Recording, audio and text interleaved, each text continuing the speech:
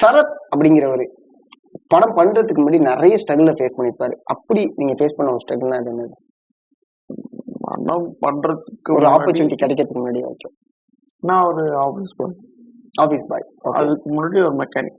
Mechanic எங்க? நான் பாண்டிச்சேரி. பாண்டிச்சேரியில மெக்கானிக். என்ன mechanic? Two wheeler. Two wheeler mechanic. அதுல இருந்து அப்படியே சினிமாவுக்குள்ள வரணுங்கிற ஆசை எப்படி வந்துச்சு? நான் வந்துட்டு சம்பளத்துக்காக வேலை பார்க்கறதுக்காக வந்தேன். ஓகே. அப்படின்னு வரப்பதான் வந்துட்டு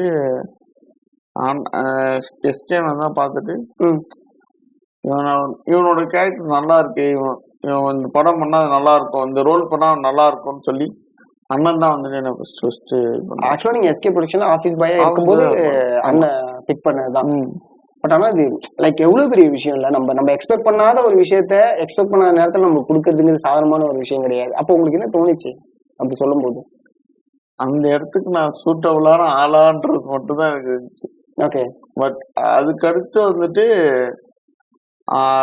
சுபிசர் என்கிட்ட கரெக்டா வேலை வாங்கிட்டாரு.